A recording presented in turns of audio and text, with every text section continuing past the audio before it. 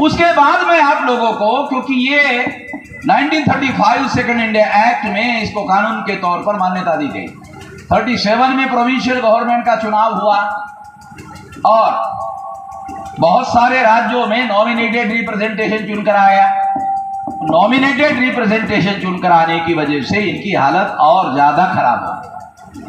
इस हालत को सुधार करने के लिए बाबा साहब अम्बेडकर सारे देश भर में घूम घूमकर 18, 19 और 20 जुलाई 1942 को नागपुर में शेड्यूल कास्ट फेडरेशन का राष्ट्रीय अधिवेशन लिया और इस राष्ट्रीय अधिवेशन चल ही रहा था कि बाबा साहब अम्बेडकर को अंग्रेजों के सेंट्रल गवर्नमेंट में लेबर मिनिस्टर, सिंचाई मिनिस्टर, सीपीडब्ल्यूडी मिनिस्टर और बिजली मंत्री 4 कैबिनेट मंत्रालय का कार्यभार देकर सेंट्रल में मिनिस्टर बनाया गया 1942 को। और 9 अगस्त 1943 को बाबा साहब अम्बेडकर ने अंग्रेजों के मंत्रिमंडल में रहते हुए 8.33% रिजर्वेशन का एग्जीक्यूटिव ऑर्डर निकाला 9 अगस्त 1943 को, जब वो मंत्री थे। क्योंकि आजकल के जो मंत्री है वो हमारे लोगों को कोई अधिकार देने के लिए मंत्री नहीं, मंत्री ने कोई देते हैं, बल्कि बाबा साहब अम्बेडकर जब अंग्रेजों के मंत्रिमंडल में मंत्री थे तो 43 में 9 अगस्त 1943 को 8.33 शेड्यूल कास्ट के लोगों को नौकरियों में, एजुकेशन में, प्रोफेशनल एजुकेशन में रिजर्वेशन घोषित किया। ये सारा रिकॉर्ड और इतिहास है। उसके बाद मैं आप लोगों को ये इतिहास बहुत संक्षिप्त में बता रहा हूं। 2 सितंबर 1943 को अंग्रेजों के द्वारा संविधान सभा का चुनाव घोषित किया गया और जब चुनाव हुआ तो बाबा साहब अम्बेडकर बंगाल से चुनकर गए। बंगाल में उस समय फजलुल हक नाम के मुसलमान मुख्यमंत्री थे। तो मुसलमानों की मदद से बाबा साहब अम्बेडकर संविधान सभा में चुनकर गए। बहुत सारे schedule caste, schedule tribe, backward class के लोगों को यह जानकारी नहीं है कि फजलुल हक जो चीफ मिनिस्टर थे बंगाल में, उनकी मदद से बाबा साहब अम्बेडकर संविधान सभा में चुनकर गए। अब जब संविधान सभा में चुनकर गए तो बाबा साहब अम्बेडकर ने कांग्रेस और गांधी जी को यह कहा कि जो संविधान आप लिखना चाहते हैं मैं उसका समर्थन तब तक नहीं करूंगा जब तक schedule caste, schedule tribe, backward classes के लोगों को कॉन्स्टिट्यूशनल सेफगार्ड नहीं दिया जाता। यह लड़ाई संविधान सभा के अंदर भी बाबा साहब अम्बेडकर अकेले थे और जब ये लड़ाई बहुत ज्यादा तीव्र हुई और उस लड़ाई के दौरान ये बात फाइनल हुई कि 14 अगस्त 1947 को पाकिस्तान बनेगा। आप सुनकर आपको बहुत दुख हो सकता है, मगर मैं आप लोगों को ये बात बताना चाहता हूं कि जब जवाहरलाल नेहरू और सरदार पटेल माउंटबेटन को मिले और माउंटबेटन को उन्होंने कहा कि हमारे लोगों को आज़ादी जैसा आप कह रहे हैं मिलना चाहिए, तो माउंटबेटन ने कहा ठीक है, इस पर मैं विचार करता हूं। क्या चीज? जब ये बात हुई ठीक है, और उन्होंने, सरदार पटेल ने और जवाहरलाल नेहरू जी ने 14 अगस्त 47 को भारत के विभाजन के प्रस्ताव को स्वीकार किया। जो स्वीकार किया तो स्वीकार करने के बाद गांधी जी ने इसका विरोध किया पब्लिकली कि मेरे शरीर के टुकड़े हो सकते हैं मगर भारत के टुकड़े नहीं होने दूंगा। जब यह बयान गांधी जी ने दिया तो माउंटबेटन ने जवाहरलाल नेहरू और सरदार पटेल को बुलाया और कहा कि आपने जिस बात की सहमति दी थी, मैं तो ये मानकर चल रहा था कि आप लोगों ने गांधी जी से सहमति लेकर ये कहा होगा, मगर गांधी जी तो अभी विरोध कर रहे हैं। तो जवाहरलाल जी ने और सरदार पटेल ने माउंटबेटन को कहा कि आप गांधी जी से वार्ता कर लीजिए। तो माउंटबेटन ने गांधी जी को मिलने के लिए बुलाया। माउंटबेटन गांधी जी जब माउंटबेटन को मिलने के लिए जा रहे थे तो मौलाना आज़ाद तो गांधी जी ने बुलाया और मौलाना आज़ाद को कहा, मौलाना अगर मैं पार्टीशन का विरोध करूं तो आप किसका साथ दोगे? तो मौलाना आज़ाद ने कहा आपका साथ दूंगा। मौलाना आज़ाद का समर्थन लेकर गांधी जी माउंटबेटन को मिलने के लिए गए और माउंटबेटन को उन्होंने बात कही। तो गांधी जी ने माउंटबेटन को कहा कि मैं तो पार्टीशन का विरोध कर रहा हूं, मगर आप लोग शेड्यूल कास्ट और शेड्यूल ट्राइब के लोगों को उनके संख्या के अनुसार कॉन्स्टिट्यूशनल सेफगार्ड देना चाहते हैं, तो मैं तो इसका विरोधी हूं, मैं इस बात को मानने के लिए तैयार नहीं हूं। यदि आप शेड्यूल कास्ट और शेड्यूल ट्राइब के लोगों को कॉन्स्टिट्यूशनल सेफगार्ड देने के लिए तैयार नहीं हो, तो फिर मैं भारत के विभाजन का प्रस्ताव, आप लोगों का, अंग्रेजों का प्रस्ताव मानने के लिए राजी हूं। तो माउंटबेटन ने गांधी जी की बात को स्वीकार कर लिया कि शेड्यूल कास्ट और शेड्यूल ट्राइब के लोगों को अंग्रेजों के द्वारा आजाद भारत में जो अधिकार कॉन्स्टिट्यूशनल सेफगार्ड देने की बात मानी जा रही थी, वो उन्होंने कहा कि नहीं मानेंगे। गांधी जी इस बात को मान ले, भारत के पार्टीशन को मान ले, भारत के टुकड़े को मान ले, तो फिर मैं ये बात मानने के लिए तैयार नहीं। गांधी जी की बात को स्वीकार किया गया और शेड्यूल कास्ट और शेड्यूल ट्राइब के लोगों के अधिकारों का बलि दिया गया।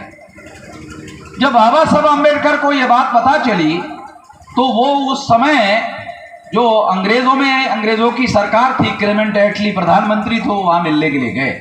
ये सारा मेरे पास डॉक्यूमेंट्री है। गए तो बाबा साहब अम्बेडकर की बात क्लेमेंट एटली या वहां के किसी मंत्रिमंडल के मंत्री ने, अंग्रेजों ने स्वीकार नहीं किया। तो बाबा साहब अम्बेडकर वापस आए और वापस आकर उन्होंने बयान दिया कि हम किसी ऐसे संविधान को मानने के लिए राजी नहीं हैं जो संविधान हमारे लोगों को कॉन्स्टिट्यूशनल सेफगार्ड देने के लिए राजी नहीं है। तो अंग्रेजों ने यह शर्त रखा था कि सारे लोगों को मिलकर ये संविधान लिखने का काम करना होगा। तो गांधी जी के सामने ये संकट खड़ा हुआ। तो गांधी जी ने जवाहरलाल नेहरू को कहा, जवाहरलाल जी, अगर डॉक्टर अंबेडकर का समर्थन नहीं मिलेगा तो जो अंग्रेजों की शर्त है सभी लोगों को मिलकर संविधान लिखने की, ये पूरी नहीं होगी, तो क्या किया जाए? तो गांधी जी ने जवाहरलाल को कहा कि बाबा साहब अंबेडकर को संविधान लिखने की जिम्मेदारी दे दो, उनको जो चाहिए वो लिखेंगे और जितना हम मानना चाहेंगे मानेंगे, जो नहीं मानना चाहेंगे नहीं मानेंगे। इस तरह से बाबा साहब अंबेडकर को ड्राफ्टिंग कमेटी का चेयरमैन बनाया गया और बाबा साहब अंबेडकर ने 395 आर्टिकल का संविधान लिखा।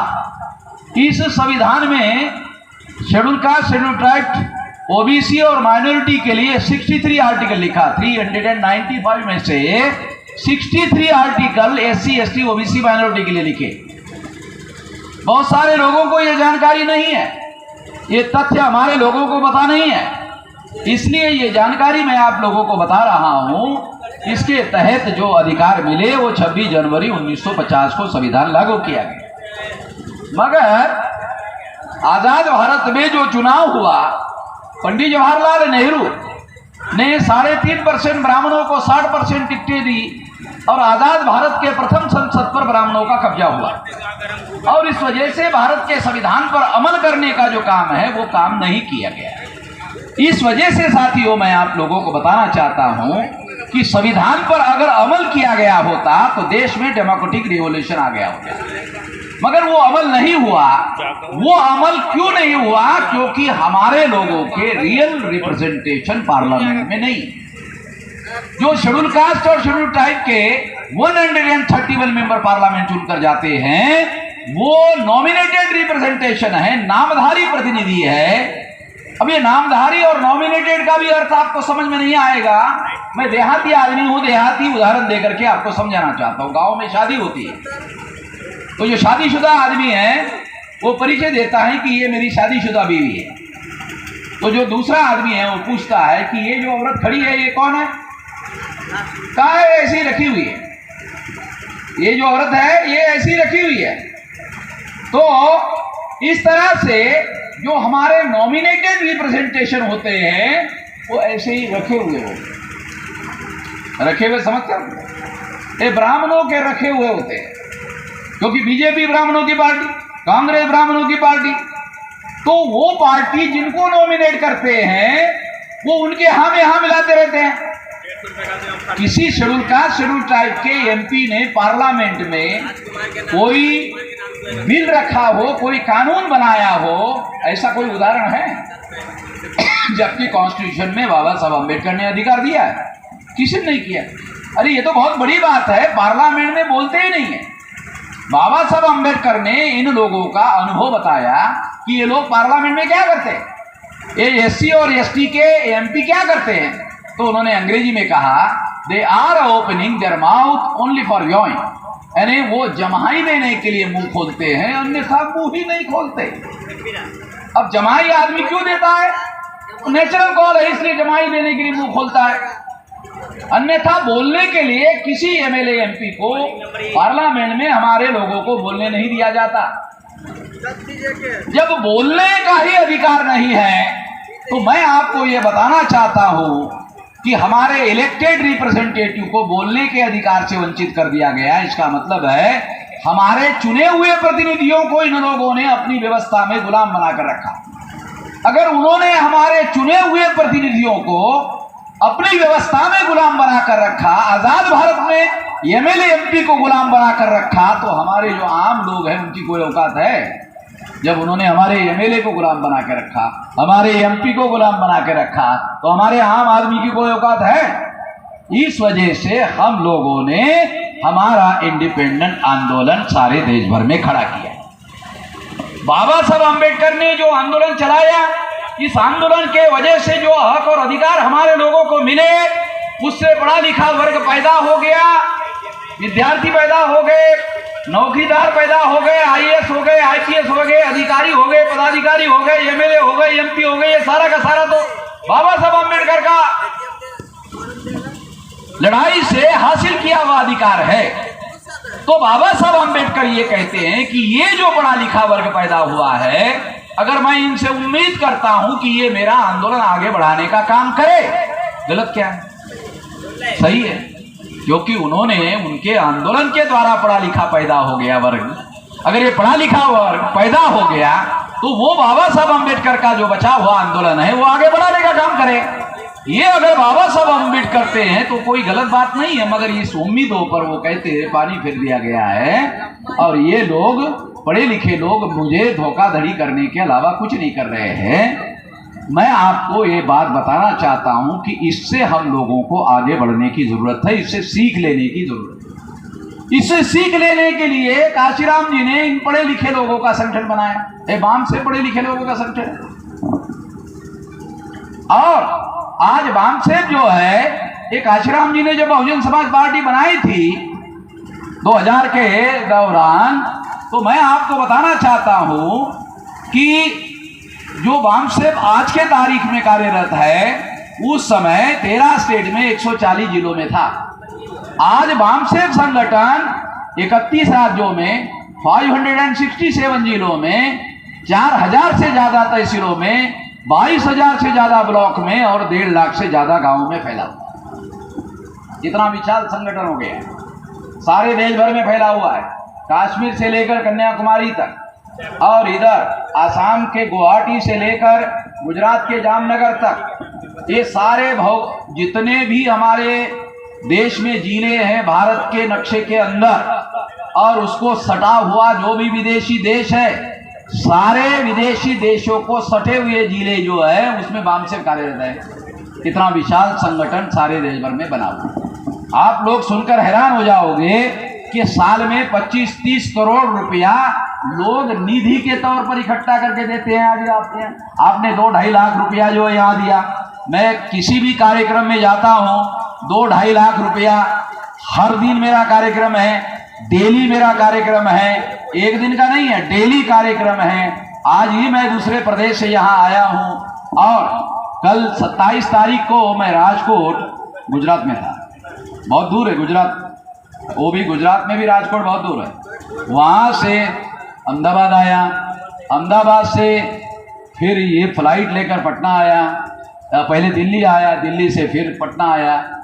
तो इस तरह से डेली कार्यक्रम हमारे चल रहे हैं। 2 लाख, 3 लाख, 5 लाख, 10 लाख, जितना बड़ा स्टेट है, जितनी बड़ी संगठन की शक्ति है, डेली मुझे लोग इस आंदोलन को आगे बढ़ाने के लिए देते हैं। इस सार्वजनिक रूप से बता रहा हूं मैं आप लोगों को, क्योंकि हमारा आंदोलन टाटा, बिरला, अंबानी के पैसे से तो नहीं चलाया जा सकता ना।